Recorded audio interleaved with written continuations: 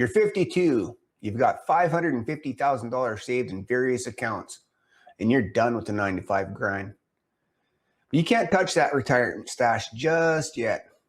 What if I told you there are 6 ways to generate some serious income without a boss, without a commute, and without draining your nest egg? Stick around, buddy. Your early retirement starts now.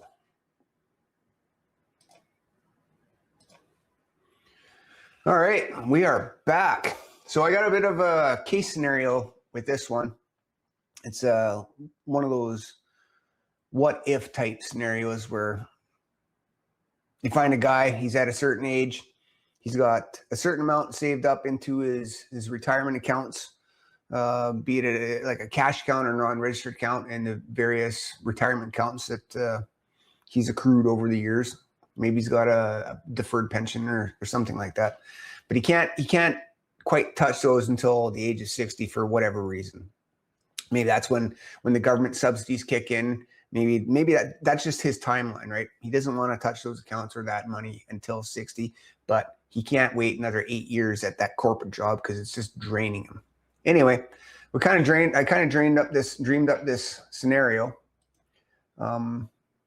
And we'll just take a look here at it.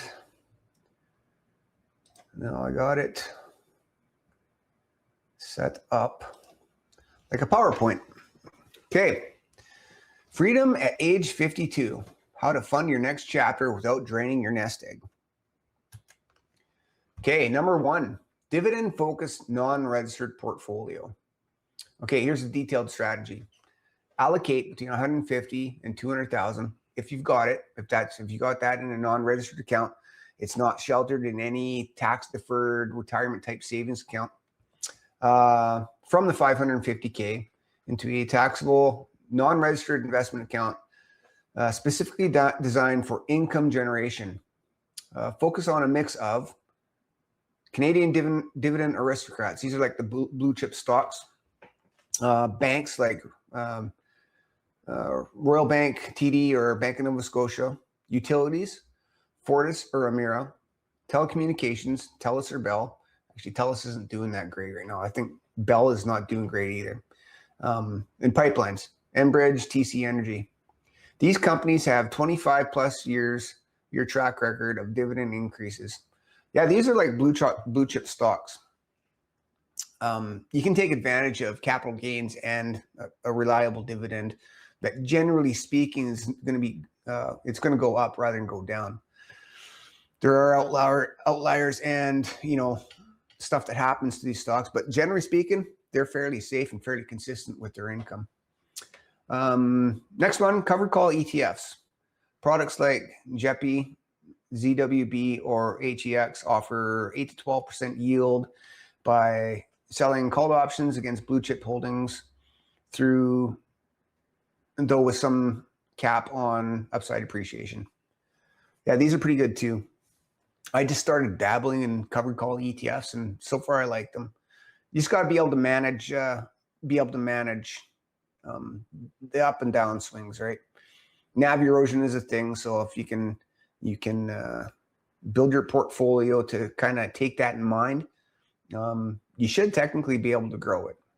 But if need the income, you can pull it out. It's like your own personal unemployment insurance fund. Preferred shares. So next one, rate reset preferred from major issuers pay 5 to 7% with preferential tax treatment. Now, the mechanics of that. He lives off the quarterly dividend payments while the underlying shares appreciate. With Canadian eligible dividends, the tax rate is significantly lower than employment income, often 15 to 25%. And that's true. I've dabbled in these eligible dividend type payments for years now, and the tax rate is definitely not the same. 15 to 25% all in, depending on province and total income level. The 350,000 remaining stays in RSP TFSA untouched, compounding tax deferred. But you're also going to get, appreciation with the value of those stocks in your non-registered account. So if you do have to sell, you're going to realize some capital gains on that, which is, again, taxed differently than regular income. Okay, the pros. True passive income. No customers, no deadline, no boss. Money works while he sleeps. Tax efficiency. The dividend tax credit makes this one of the most tax-advantaged income sources outside the registered accounts. So outside your deferred accounts, eligible dividends, it's the way to go. Inflation hedge. Quality dividend growers increase payouts 4 to 8% annually, maintaining purchasing power. So the dividends grow as inflation goes up as well. So you're getting a raise between 4 and 8% yearly. I don't know too many jobs that do that, actually. They may give cost of living raises. They may not. Liquidity. Can sell shares instantly if needed, unlike real estate or business equity. Yeah, they're pretty liquid. You can sell them whenever. Preferably, you're going to sell them with a profit. But if you have to sell them, take that hit. You take a loss or whatever. That's advantageous in that you'll be able to write that off on your taxes. Principal preservation. The $200,000 remaining. The $200,000 remains in his asset, potentially appreciating while paying him. That's right. So he still holds on to the core value of his assets, and they will grow because they're the blue chip stocks. They'll go up in value over time. Number 2, boutique counseling or fractional executive work. Instead of full-time retirement, he positioned himself as a fractional CFO, CMO, or COO, or a specialized consultant in his industry. So you're basically a consultant or a contractor, hiring yourself out to the highest bidder. Now, the good thing about that is because you're not a dedicated employee that you owe work hours to the company, you can kind of pick and choose your jobs and the length and duration that you're going to be doing work for them. It could be per project or so many days per week or so many hours per day, etc. It's all up for negotiation. Okay, engagement structure. Retainer based, example, $5,000 a month for 2 days a week, or project based, example, $25K for 3 month strategic review. Remote first, video calls, async communication, quarterly on-site if necessary. Premium positioning. He's not competing with 30-year-olds on price. He's selling wisdom, pattern recognition, and crisis avoidance. Rates of $150 to $400 an hour are achievable in most professional fields. You are going to get paid way more as a consultant or a contractor for your time and knowledge and experience than you are as what they're going to play as an employee. Sure, as an employee, you're going to have like the security and all the perks and that, but if you're past that and you can manage it, this is probably a better way to go if you want to, free up your time and free up more freedom. Condense your work into a smaller time frame, make more money in that time frame. You'll have more free time outside of that. Okay, incorporation. He incorporates a consulting company, pays himself a small salary plus dividends. Income splits with a spouse, if applicable, and defers taxes by leaving profits in the corporation. Small business tax rate is 11 to 12% on the first $500,000. So win-win-win as far as I'm concerned.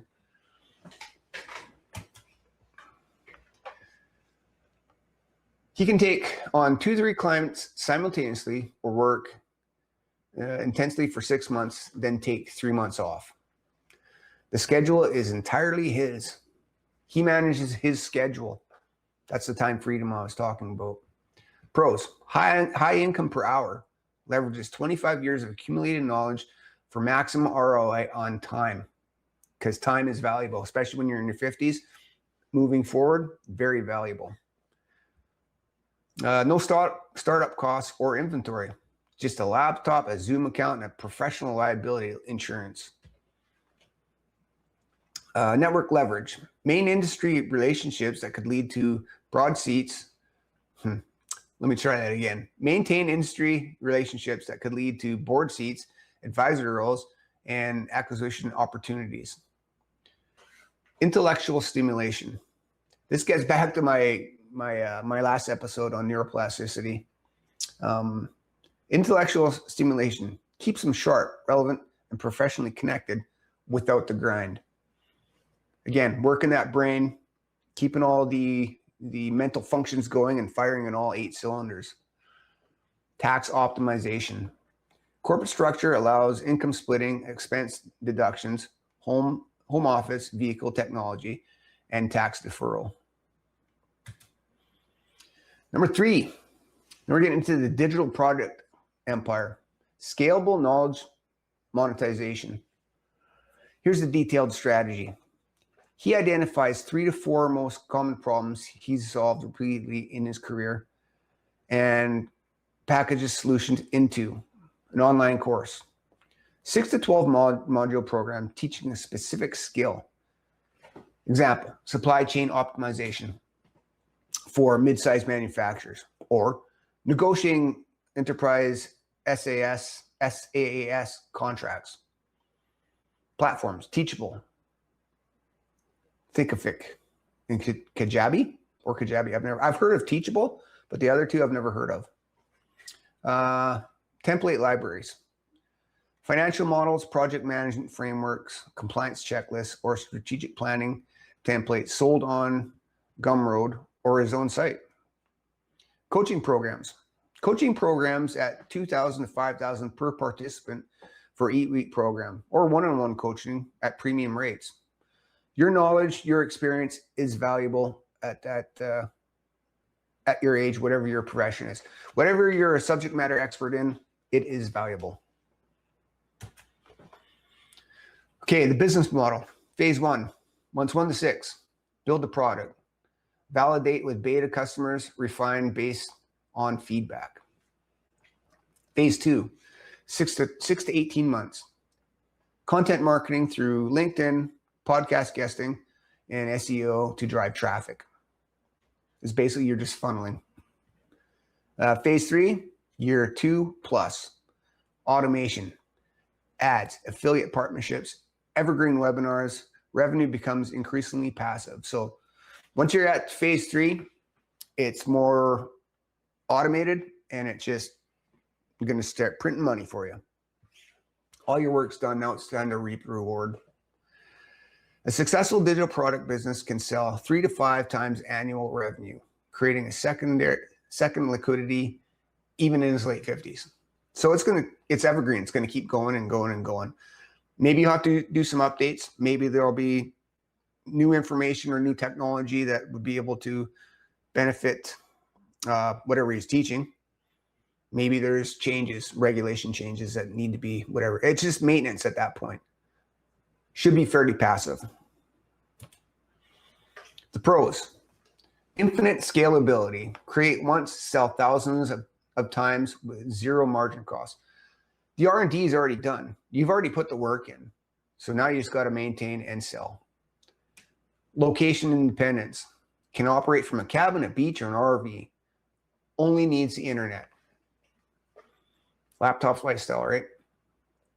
Asset building. Unlike consulting, trading time for money, this builds on asset with enterprise value. You've already done the consulting part. You've marked it down, and now you're teaching via the computer. Low overhead.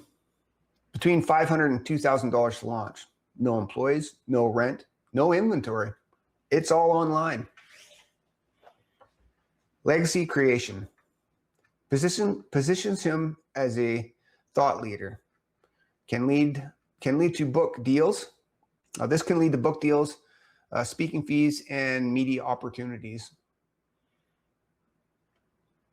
which actually sound like a lot of fun. Again, the work is already done. You're just capitalizing on the returns. Number 4, strategic real estate investment. Detailed strategy. Using 100 to 150 as capital reserves, he enters real estate through one of the several Canadian appropriate models. Option A, the BRRRR method. That's buy, rehab, rent, refinance, and repeat. Purchase underlying property in cash flowing markets. Example, Calgary, Edmonton, parts of New Brunswick, smaller Ontario cities like Barrie or London. Add value through strategic renovations, secondary suites, cosmetic updates, efficiency improvements. Refinance to pull capital back out, repeat. Option B, joint venture partnerships. He provides 100% down payment and closing costs, $50,000 to $70,000 per property. A younger partner provides labor, finding details, managing renovations, and tenant management. Split equity, 50-50. He gets appreciation and cash flow without tenants calling at 2 a.m. Let the young guy take care of that. Basically, he's just providing capital.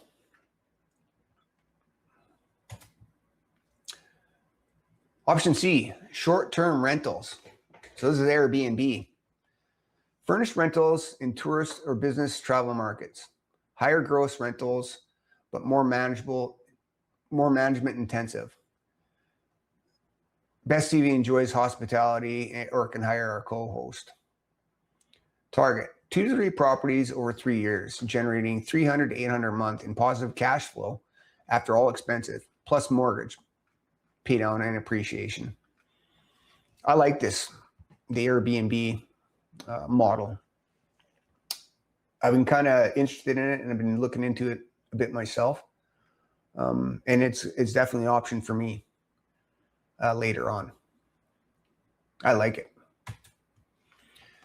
Pros. For-profit center, cash flow, appreciation, mortgage pay down. Tenants pay his debt. The tax benefit, depreciation, interest deductions. Inflation hedge. Rent and property value rise with inflation, protecting purchasing power. Leverage. Can control 400 to 6,000 K in real estate with 100 to 150 in capital.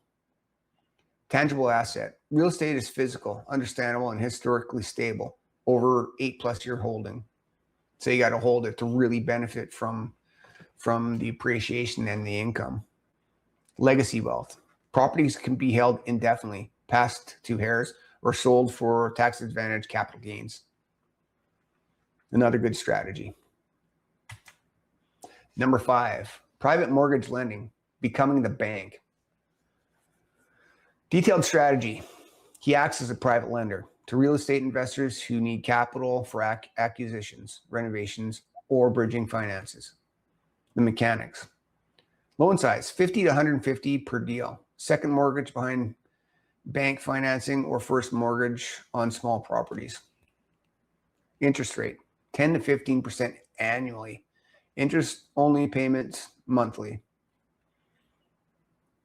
Security, lawyer registered mortgage against the property, typically at 65 to 75 loan to value. Source, mortgage broker, real estate investor, associates, or private lending platforms. Example, he lends $100,000 at 12% interest only. The borrower pays $1,000 a month over 12 months. He earns $12,000. If the borrower defaults, he forecloses and takes the property, rare at conservative LTVs. He maintains a diverse lending portfolio across 3 to 5 loans to spread risk. Can be done through a corporation for tax efficiency. I haven't looked into this type of income generation very much. I understand it, but I kind of want to dive deeper into it myself and learn more of the intricacies on how to do this, because that is a very good option as well. Pros, fixed, predictable returns. Unlike stocks, the return is contractually agreed upon upfront. Secured by real estate. Collateral provides downside protection. He's not lending unsecured to individuals. No management headaches, no tenants, no toilets, no terminations. Just collect monthly interest payments. Short duration. Most private loans are 6 to 24 months, allowing him to reassess market conditions regularly. High yield, 10 to 15%, significantly outperforms GICs at 5%. And most dividend stocks, 4 to 6%. Authority platform, paid newsletter and content monetization. Detailed strategy. He launches a niche publication leveraging his industry expertise. The model. Paid newsletter, Substack or Beehive. Free tier, weekly insight to build audience. Paid tier, $10 to $20 a month, deep dive, exclusive data, industry forecasts, or how I would solve X case studies. Target, 500 paid subscribers at $15 a month equals $90,000 a year gross. So if you have something people want to hear, if you have something you can teach people, if you have something of value, you could easily start one of these authority platforms, have people pay a monthly subscription for your expertise and your guidance. It's kind of like consulting, but you're doing it on a publication in a group. You're building your community and they're paying you a monthly subscription for your expertise and help and guidance.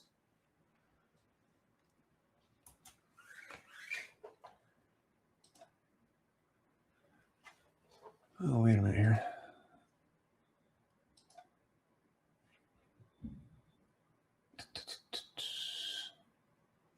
What's going on here? No, I'm going the wrong way. Okay, here we go. Back on track. Adjacent revenue streams. Sponsorships. B2B companies in his niche pay $500 to $2,000 per issue to reach his target audience. Affiliate partnerships. Recommended software, services, or books with 10 to 30% commission. Speaking fees, $2,500 to $10,000 per keynote once established as an authority. Subject matter expert, right? Sharing your knowledge. Book deal. Traditional publishers pay advance. $10,000 to $100,000 to author with built-in audiences. Content schedule 2 to 3 hours, writing twice weekly. He can batch content during productive periods and take weeks off when desired. Yeah, so you just batch your content, set it and forget it, and then you have some free time to come up with different ideas and free yourself up for other things. And that will take care of itself, provided you set it up properly. Pros, compounding assets, subscriber base grows exponentially. 1,000 true fans can support a $100,000 lifestyle. Low barrier to entry, free to start, costs scale only with success, email service fees. Multiple monetization paths, no dependent or single employer or client. No, not dependent on a single employer or client. Network effects, audience attracts opportunities, advisory roles, investment deals, and partnerships. Creative outlet, writing clarifies thinking, establish legacy beyond the 9-to-5 career. Yeah, it kind of takes its place, right? As part of the creativity and the thinking part. The strategic layer, the 3-bucket wealth architecture. At 52, $550,000 and 8 years until CPP, the optimal approach isn't choosing one strategy. It's architecting a 3-bucket system that works in concert. Bucket 1, the foundation. Years, 52 to 60. The goal, cover basic living expenses without touching retirement principal. Deploy $200,000 into Dividend Portfolio Strategy 1 at 5% yields, $10,000 a year. Take on 1 to 2 clients, consulting clients, Strategy 2 at $40,000 to $60,000 per year, working 2 to 3 days, still keeping you engaged. Combined income, $50,000 to $70,000 a year, enough for a comfortable single life in most Canadian cities. Critical move. All consulting income funds the TFSA, max $7,000 per year, and makes RSP contributions to reduce taxable income. The $350,000 in registered accounts continues to compound untouched. Bucket number 2, the growth engine. Years 52 to 57. The goal, build additional income streams and assets that mature by age 60. Years 52 to 55, launch a digital product business, strategy number 3, or an authority platform, strategy number 6. Using evenings and weekends, reinvest all profits for 3 years. Years 55 to 57, these assets begin generating $20,000 to $50,000 a year in semi-passive income. The digital business can now sell for $150,000 to $300,000 if desired, because it is a legit business, right? It's already generating income. It's more or less turnkey. Bucket number 3, the wealth acceleration, 55 to 60. The goal, deploy capital into higher yield opportunities once income streams are established.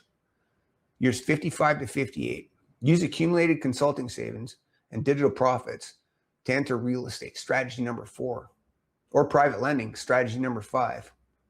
By age 60, he has 2 to 3 rental properties cash flowing $1,500 a month, or private lending portfolio generating $20,000 a year in interest.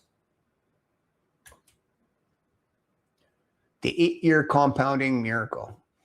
While this all plays out, the untouched $350,000 in registered accounts continues to grow.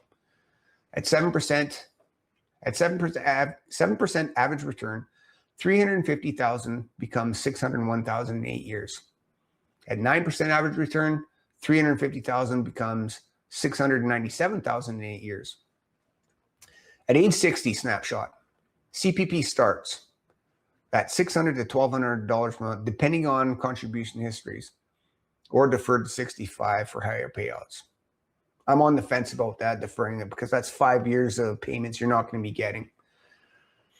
You could, I've thought of this, you could start drawing your CPP at 60, so it's a guaranteed source of income, but not spend it. Pretend you're deferring it until 65. Take that monthly income and invest it into something else. By the time you're 65, whatever you've been investing in should be a significant amount that it'll be way more than what you would have held off at 65. So technically you should be making more.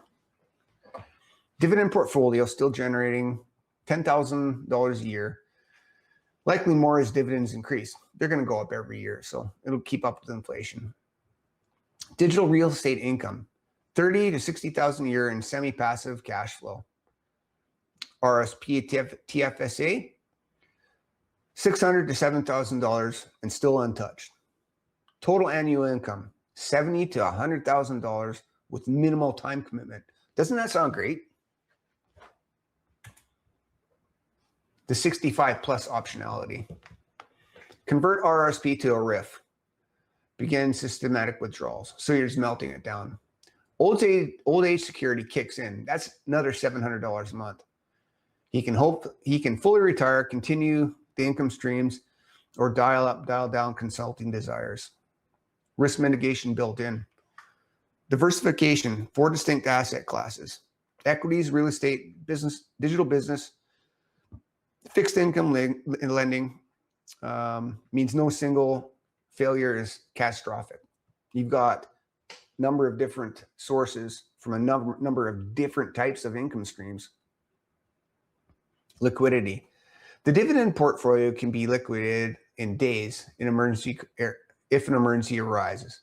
Real estate and private loans are less liquid, but higher yielding. Time buffer. 8 years until CPP provides a runway to recover from misstepped or market downturns. It's a bit of a buffer, right? It'll give you a little bit of squish if the market starts going down or if things start going sideways. You got that base. Tax efficiency. Corporate consulting, dividend tax credits, TFSA growth, and capital gains on real estate create a tax optimized income mosaic.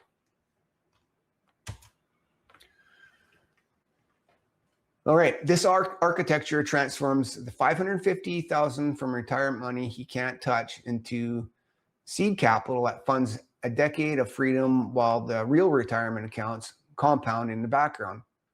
Which bucket resonates most with his risk tolerance and existing skill? That's it.